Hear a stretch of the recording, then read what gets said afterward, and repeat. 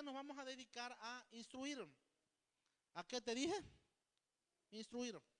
Tan es así que Dios lo sabe, que nos dejó sus instrucciones para que pudiéramos enfrentarlas y pudiéramos superarlas. Así es que usted procure, debe de hacerlo, tener contacto con las Escrituras, porque allí Dios le va a hablar. Si usted quiere recibir una palabra pura, tiene que ir a las Escrituras. El maestro dijo: porque más que yo enseñarte, yo quiero que tú aprendas de las palabras del maestro. Los teólogos han debatido muchas de las enseñanzas que el maestro ha dicho. Y cada quien busca o procura tener la razón basado en sus doctrinas y en sus enseñanzas. Porque como has de saber, cada religión tiene sus propias doctrinas y tiene sus propias enseñanzas. Pero aquí no se trata de que tú creas lo que los hombres dicen. Aquí se trata que tú creas lo que el Señor ha dicho en las Escrituras. Y por eso es que vamos a usar Biblia. La Biblia no es un libro común. Para que tú y yo podamos entender las palabras del maestro en cada una de sus enseñanzas, no debemos de olvidar el contexto en donde todo esto se dio o se llevó a cabo. Por ejemplo, tú no debes de olvidar la cultura del Mesías. Eso no debes de olvidarlo. Porque de repente nosotros asimilamos al Mesías como un tabasqueño o como un americano. No podemos leer las Escrituras haciendo a un lado la cultura del maestro. Recuerde que el maestro le dijo a los discípulos, él dijo: vayan y hagan estudiantes, hombres y mujeres comprometidos con las Escrituras, a escudriñarlas, a estudiarlas, para aprender, para conocer. Entonces recuerden, no olvide la cultura. Número 2, no olvide el idioma en el que se escribieron y en el que habló el maestro. Ya todos sabemos que fue el hebreo. Tampoco podemos olvidar las costumbres, porque muchas de las enseñanzas del maestro, él va a utilizar referencias, figuras, simbolismos que están en un contexto cultural, idiomático y costumbres hebreas. No debemos de olvidar la cultura, el idioma, la costumbre, la fe y la historia, entre otras cosas. Pero con eso creo que es suficiente para usted. Si usted no conoce la cultura de los hebreos o de los israelitas, usted va a tener unas interpretaciones y va a leer el texto bíblico con sus lentes. ¿Por qué cree que se dice que los israelitas eran machistas y que no le daban valor a la mujer? Porque no se entiende la costumbre. Pero si no lo sabes, bueno, pues tú vas a sacar conclusiones de lo que tú crees. La mujer siempre fue desvalorizada en el Antiguo Testamento. Eso es lo que tú crees, pero eso no enseña la Biblia. Eso no es cierto. Del mismo Dios de donde procedió Adán, de ahí mismo procedió Eva. Porque recuerda, ¿de quién fue la idea de hacerle una mujer al hombre? Hay razón para decirte que estamos equivocados al pensar que en el Antiguo Testamento la mujer era degradada. Hay muchas razones. Porque sabías tú que para que una persona desposara, un varón desposara a una mujer, esa persona no podía ser cualquiera. Tenían que evaluar si tenía la capacidad para sostener una familia. Ese hombre, el hombre que iba a pedir una mujer o que le iba a desposar, tenía que llevar una dote. ¿Y qué crees que significaba la dote? Que si tiene. En la mente de Dios es: no, si te la vas a llevar, me vas a garantizar que ella va a estar bien contigo. Me vas a garantizar que tienes la capacidad económica para sustentarla. Esas son leyes que Dios estableció en el antiguo pacto, que estaba garantizando el cuidado de la mujer. Pero bueno, esas son las cosas que sacamos de contexto por no conocer la cultura hebrea. Y en un estudio se aprende, pero el estudio es una disciplina. Que el estudio es diferente a una conferencia o a una predicación. No es lo mismo leer la Biblia que leer otro libro. El reto de leer a Cervantes, y la pregunta: ¿por qué es tan difícil entender el Quijote? Ahí está, el 9 de mayo del 1605 se publicó el ingenioso hidalgo Don Quijote de la Mancha, la primera parte de la monumental obra escrita por Miguel de Cervantes Saavedra, en un castellano tan remoto que en la actualidad hasta los profesores de literatura tienen problemas para descifrarlo. Imagínate que los maestros de literatura, los que entienden este asunto, todavía tienen a veces conflictos para traducir o para entender el libro El Quijote de la Mancha, un libro muy popular. Ahora pensemos en la Biblia, que se escribió hace casi 4000 años atrás, sino que más, que se escribió en una lengua que desconocíamos, que se escribió en un contexto cultural que desconocíamos, con costumbres ajenas a nosotros. Imagínate si no vamos a errar o no vamos a fallar si no entendemos todo esto. Marcos 7, 1 al 3. Ok, voy a leer Marcos 7, dice: llegaron de Jerusalén varios maestros de la ley y fariseos y se acercaron al maestro. Tome en cuenta quiénes son los personajes que están interactuando en ese momento, en ese episodio. Los creyentes comúnmente toman un texto y lo generalizan o lo aplican en todos los capítulos y en todos los libros de la Biblia, cuando únicamente se está refiriendo a un momento, a una persona o a un hecho en particular. No siempre todo se puede tomar de manera generalizada, que ese es el error que vamos a analizar más adelante. Ubica quiénes eran los fariseos y los maestros de la ley, aquellos personajes que conocían la ley de Dios, pero que no estaban enseñando la ley de Dios, sino que habían enseñado o estaban enseñando sus enseñanzas, sus doctrinas, separando al pueblo de la palabra de Dios. Aunque no todos, no todos, porque Nicodemo no pensaba igual y él era un fariseo. Así que no todos, tengan eso en cuenta. Notaron que los discípulos del maestro comían con manos impuras. Estoy leyendo en la versión Nueva Biblia Viva, así se llama. Y explica qué significan las manos impuras, aunque es una explicación muy corta, porque para que tú entiendas de qué trata la impureza, tienes que leer antes el primer pacto, donde detalladamente se habla cómo una persona podía quedar impuro o cómo una cosa, un objeto podía quedar impuro. Si no lo sabes, tú vas a entender otra cosa. Para ti, ¿qué cosa es una impureza? Comían con manos impuras, o sea, que no se las habían lavado. Es que los judíos, sobre todo los fariseos, ahora el autor va a explicar una costumbre propia de los judíos para que tú entiendas. Jamás comen si primero no se lavan las manos. Esto no lo hacían por higiene como hoy en día, que se enseña antes de comer, lávate las manos. Después de ir al baño, lávate las manos. No, esto era un rito que ellos habían establecido. No se lavan las manos como lo requiere la tradición de los ancianos. ¿Quiénes son los ancianos? Está hablando de autoridades, de maestros, de rabinos, que son reconocidos como una autoridad en ese momento, en ese tiempo, en Israel. Ellos son los que van estableciendo enseñanzas. Una enseñanza que un rabino saca, que debe de sacar basado en la escritura.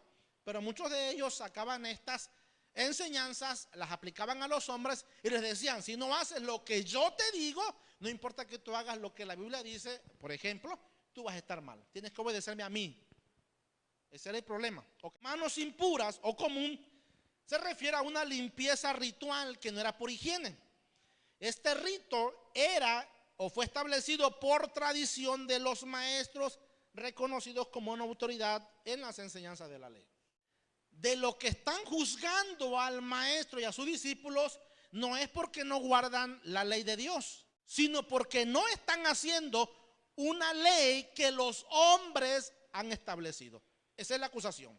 Y aquí nosotros, cuando leemos, casi siempre pensamos: mira que Jesús quebrantó la ley. Estaba quebrantando los mandamientos de los hombres, no la ley de Dios. Él jamás violentó ni quebrantó ninguna ley, ley de Dios, porque él no vino a eso, él vino a cumplirla. Y aquí es donde está la controversia de algunas cosas que se han enseñado y que se han enseñado poniendo en la boca del maestro una lengua o un idioma totalmente alejado de lo que él practicó, de lo que él habló. Marcos 7:4. El autor sigue explicando: cuando regresan del mercado, tienen que lavarse de la misma manera.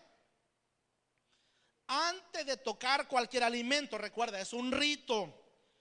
Y siguen otras muchas tradiciones, tales como la ceremonia de lavamiento de vasos, de jarros y utensilios de metal. La tradición, no la ley, la tradición enseñaba que no debía el judío comer si primero no se arrollaba sus mangas, lavaba sus manos y luego hacía una plegaria a Dios. El problema no era la plegaria a Dios. El problema no era agradecer a Dios. El problema es que ellos decían: si tú no haces este rito, todo lo demás que tú hagas no funciona. Y vas a mirar cómo el Señor les va a cambiar esa enseñanza por la correcta. Él estaba en contra de la ley y de los mandamientos que los hombres habían establecido por encima de la ley de Dios. Todo lo anterior eran actos correspondientes a una costumbre por tradición religiosa. Esta se había enseñado y se había aceptado en el pueblo como si fuese la ley de Dios. O sea, lo que yo digo tiene más valor que lo que la Biblia dice. Si tú haces lo que yo te digo, no importa aunque tú no vivas en santidad, no importa aunque tú no obedezcas la palabra de Dios, no importa que tú vivas como quieras, no importa, pero si tú escuchas la palabra que te doy y la haces, estás del otro lado. Lo que eso provoca o lo que eso produce es que el hombre, que la mujer vivan en un ambiente en donde no me interesa vivir lo que la Biblia dice. A mí me interesa recibir la palabra que el líder me va a dar, el pastor me va a dar, y con eso es suficiente. Hoy en día hay textos de las Escrituras que son usadas de manera general, lo que te comenté hace un momento, para tratar de validar una doctrina de hombre.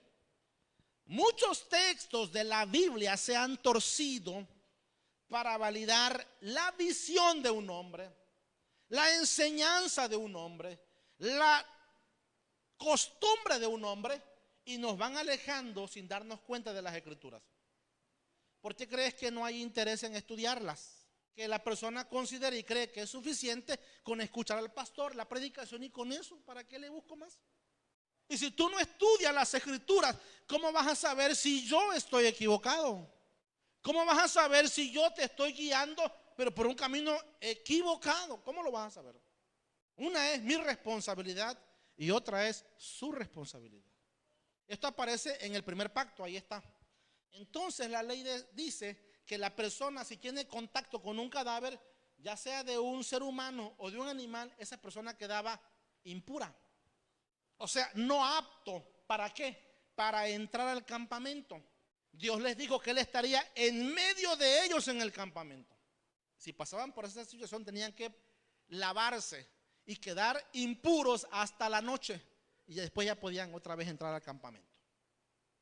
¿Recuerdas cuando María, la hermana de Moisés, quedó impura por la lepra?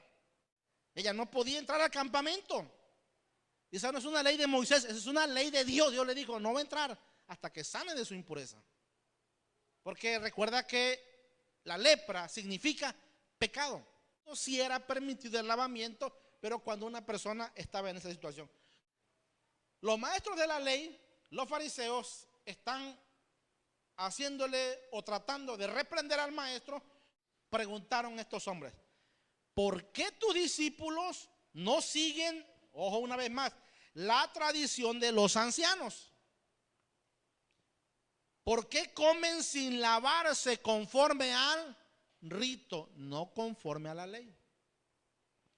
Le preguntaron al maestro, los maestros de la ley y los fariseos. El maestro responde ante ese cuestionamiento: hipócritas. Y ahí es donde, esta es la clave de lo que tienes tú que entender. Hipócritas. Bien dijo el profeta Isaías acerca de ustedes: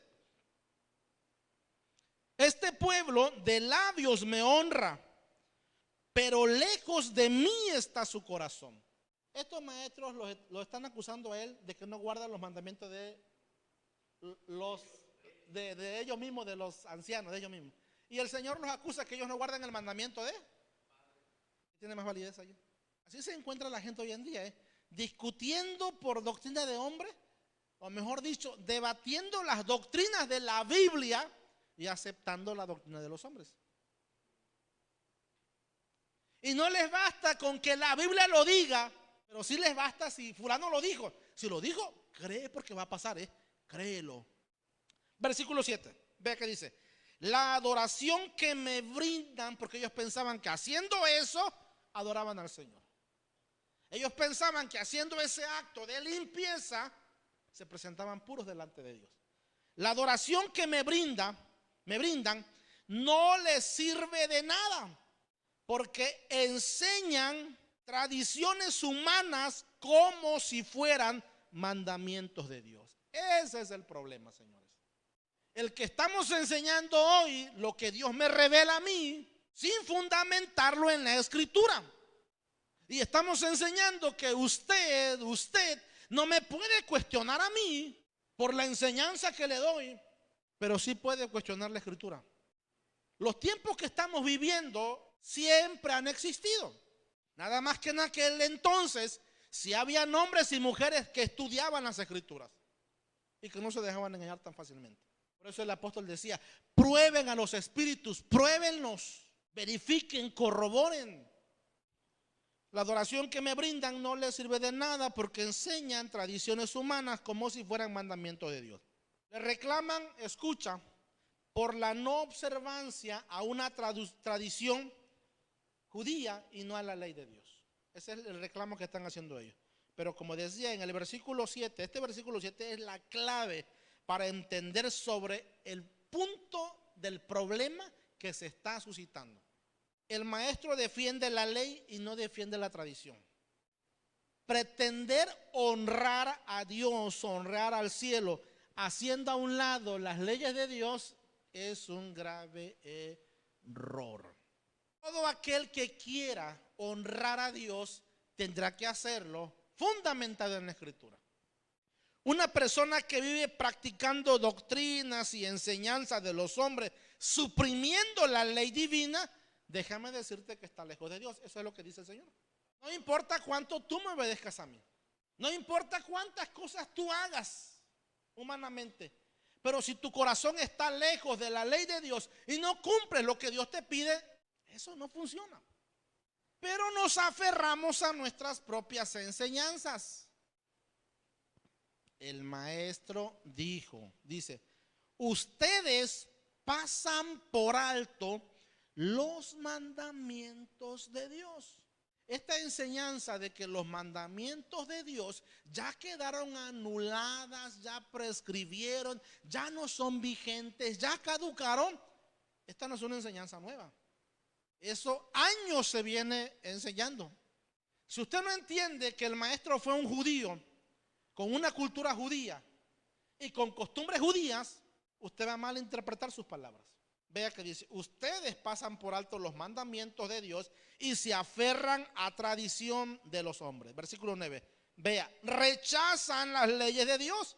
Usted no necesita guardar la ley de Dios, señores. Usted no necesita guardar todo lo que Dios dijo allá en el primer pacto, porque vino su Hijo, murió por nosotros y ahora ya no lo debemos de guardar. No, momento. Hay cosas que usted ya no puede hacer, ya no debe hacer. ¿Cómo qué? Como llevar un corderito y pagar por sus pecados. Ya no lo puede hacer. ¿Quién en su sano juicio cree que los 10 mandamientos que se encuentran en Éxodo 20 ya quedaron anulados? Nadie. Porque en esos 10 mandamientos está: no robarás. Y si usted y yo decimos la ley de Dios quedó anulada, entonces ahora sí se vale robar y se puede robar. Quienes conocen los 10 mandamientos van a darse cuenta que esos 10 mandamientos siguen vigentes.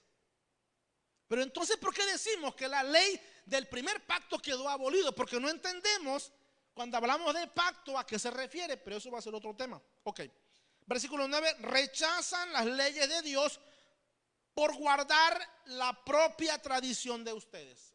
Y hoy vivimos en este tiempo rechazando lo que Dios dijo y aceptando lo que todo el mundo dice.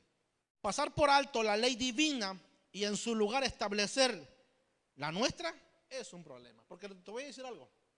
Hoy en día pasa algo más o menos así.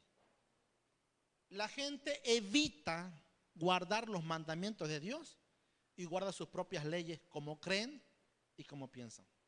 O si no, buscan la de los demás. Y los dos son un grave error. Porque Dios no te llamó a ti para que tú pongas en duda su palabra. Su palabra está ahí para obedecerla. ¿Para qué? Punto.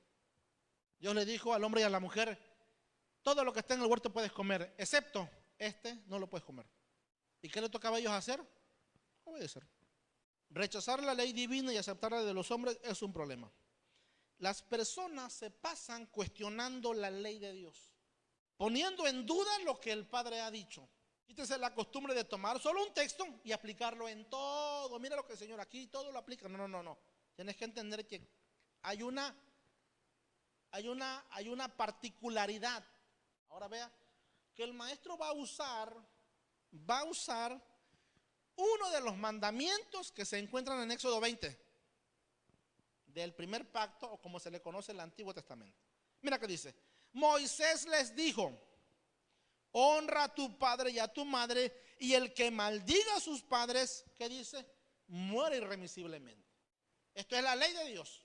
Versículo 11. Sin embargo, ustedes enseñan que una persona, vea el mandamiento de los hombres, puede desentenderse de la necesidad de sus padres con la excusa de que ha consagrado a Dios la parte que les iba a dar a ellos.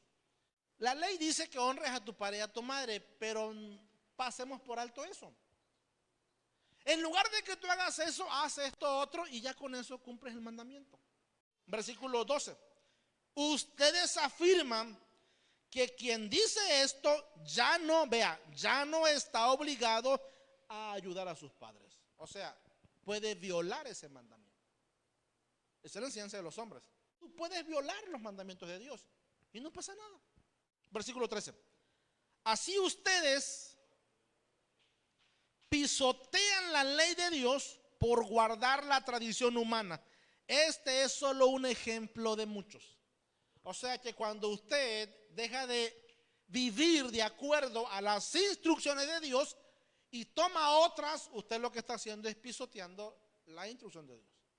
Explico, el maestro apela a la ley para mostrar el desvío que estos líderes han causado. Ya enseñaron al pueblo a que no cumplan la ley y ustedes están poniendo otros mandamientos para justificarlos. Ustedes enseñan lo contrario, pisotean la ley divina, exaltan o elogian las enseñanzas de los hombres. Hoy en día las revelaciones de los hombres giran por todos lados. La gente anda buscando la revelación de los hombres y no la revelación de la palabra. Las iglesias andan tras la revelación de los hombres y no tras la revelación de la palabra. No cabe duda que el Mesías está defendiendo la ley y no lo contrario como se piensa. Está diciendo que su observancia es lo correcto. Porque voy a entrar a una parte que ha sido bien polémica. Así que ustedes tampoco entienden. Esto sucede porque los discípulos, después de esta plática, los discípulos quedan un poco ahí como por lo que les dice. Porque recuerda que ellos son judíos. Y aquí te voy a explicar algo que tú no sabías, pero a lo mejor lo vas a entender hoy mejor. Ok. Y dice el maestro: así que ustedes tampoco entienden a los discípulos.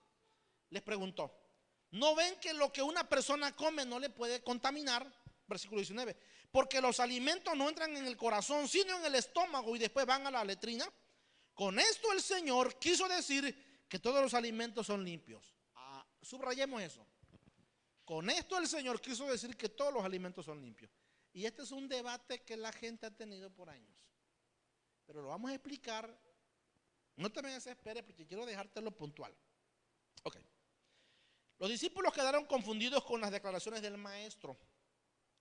Previo había dicho él que no contamina, le dijo a los ancianos: ustedes están mal, porque no contamina lo que entra al hombre, sino lo que sale del hombre.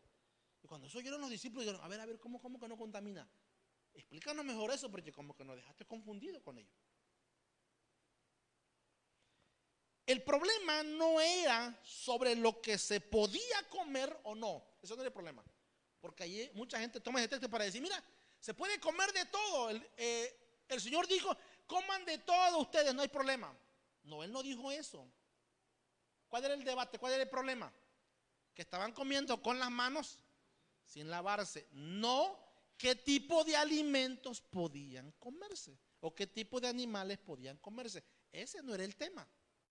Es obvio que como judíos ellos conocían las leyes del Kashrut. ¿Qué son las leyes del Kashrut? Las leyes del Kashrut son las leyes dietéticas que tiene un judío. El judío no come como nosotros. El judío, Dios le dio una dieta, porque recuerda que ellos son el pueblo de Dios, y como pueblo ellos tenían que hacer la diferencia entre las demás naciones. Las demás naciones adoran muchos dioses, ustedes van a adorar a uno solo. Comen de todo, ustedes solamente van a tener una dieta kosher y no van a comer de todo, porque ustedes van a hacer la diferencia. Ustedes son mi especial tesoro. Ustedes tienen que ser diferentes. La palabra, lo vamos a ver más adelante, santificar no es más que separar, hacer la diferencia. Cuando usted separó este día para venir aquí, ¿qué cree que hizo? Usted santificó este momento, lo apartó para Dios. Dios tomó al pueblo de Israel, lo separó de las demás naciones y lo puso aparte. Y les dio una ley diferente a lo que tenían las demás naciones. Y les dijo, solo un Dios y no tantos dioses. Y les dijo, ustedes van a vivir así y van a comer esto y no van a comer como los demás comen. Así es que como judíos, ellos conocían las leyes del Kashrut, que dice qué se puede comer y qué no se puede comer. O sea, qué animales Dios hizo para el consumo humano y qué animales Dios no hizo para el consumo humano. Cuando tú lees versículo 19 y llegamos a esta parte, con esto el Señor quiso decir que todos los alimentos son limpios. La gente dice, mira, todos son limpios. No debemos generalizar todo, porque entonces se puede comer la culebra, el mono. Hay naciones que lo comen. Hay gente que come rata en China. ¿Por qué creen que hay tantas enfermedades? Porque Dios dijo, no coman eso. Dios no se equivoca. Él sabe por qué. Aunque para ti y para mí, por la costumbre que tenemos, esto ya es común en nosotros. Cuando Dios establece sus leyes, Él tiene una razón. Pero ¿qué hacemos nosotros? Pero será.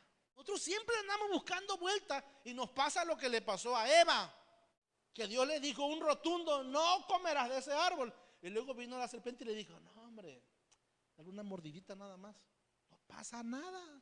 Y sí pasó algo, porque Dios no se equivoca. Ok, esa es la enseñanza.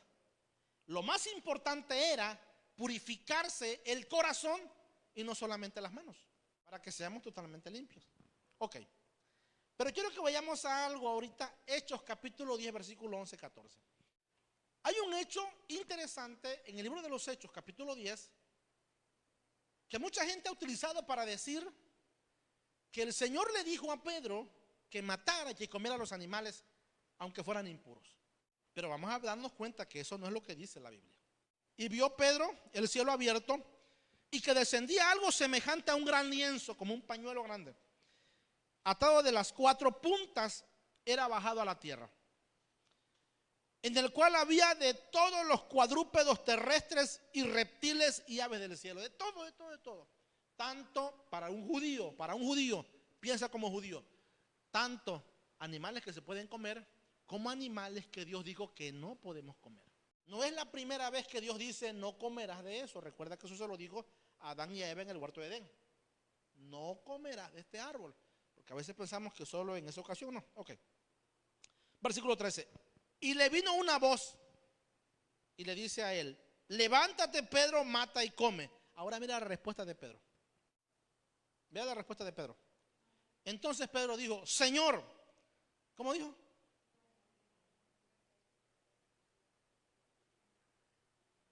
Y estamos hablando que esta parte ya habían pasado casi unos entre 6 o 7 años que el maestro se había ido. ¿Sabías eso?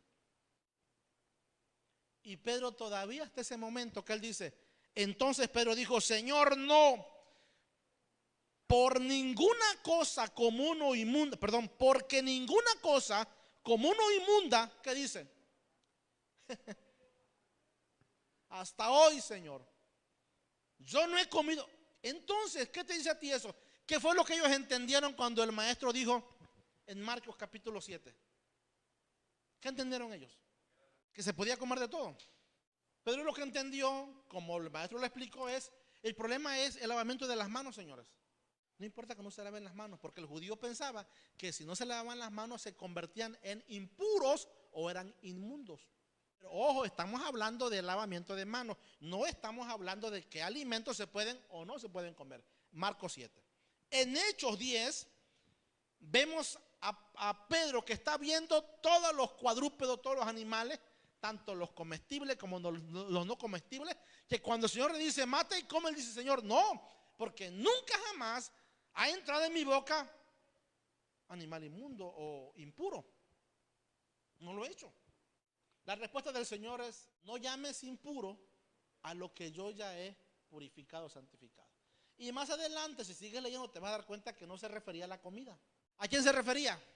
Se refería a los gentiles, que los gentiles ahora, recuerda que para un judío, un gentil es un incircunciso, es un inmundo, es un pagano. Pero ahora Dios dice: no, yo los estoy acercando y los estoy apartando y los estoy santificando para que sean parte también del pueblo santo. Eso es lo que explica Pedro en capítulo 11 cuando ve a Cornelio. ¿Por qué entonces le damos una interpretación errada? Porque desconocemos la cultura de ellos. Y por esa razón estamos diciendo disparates que no tienen nada que ver con lo que la Biblia enseña. Pero continuemos. La historia ubica este suceso entre el 39 y el 40 después del Mesías. Pedro, como buen judío, seguía hasta ese momento solo comiendo la dieta kosher y no más, como hasta hoy en día lo hacen los judíos. Algunos piensan que así como en Marcos 7:19, este pasaje es un argumento bíblico para entender que todos los animales ya son comestibles, este capítulo también algunos creen que es un sustento.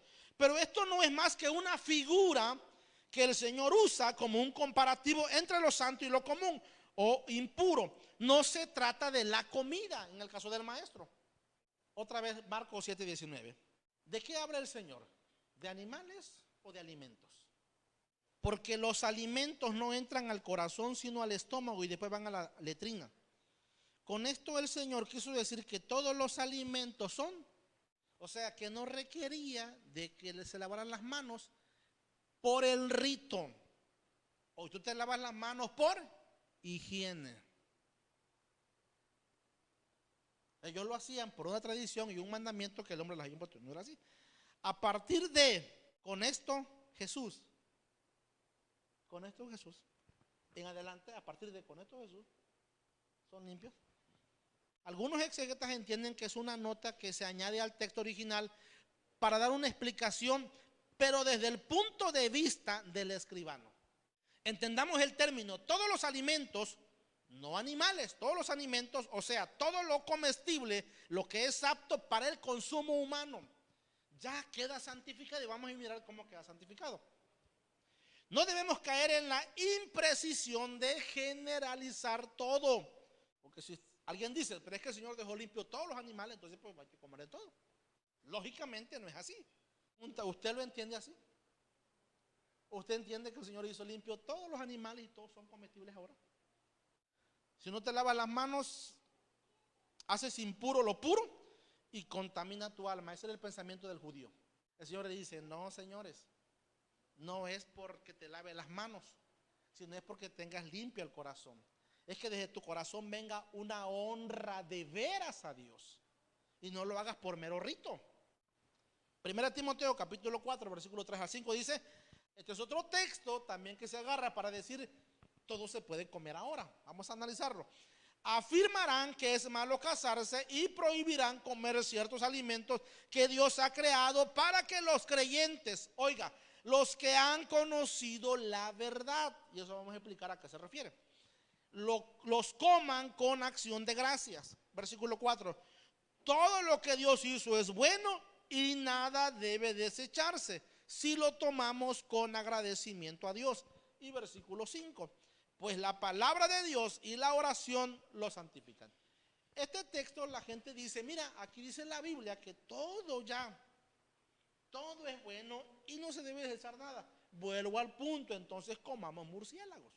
Igual a un judío que lee esto va diciendo, no, mi amado, tenemos nosotros una dieta que Dios nos dejó, así que nosotros no podemos. Eso no se refiere a que ya podemos comer estos otros animales, no se refiere a eso. Ahora, veamos lo siguiente.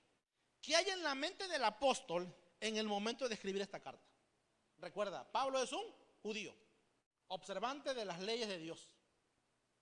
Él no come cualquier comida. Él solo come o lleva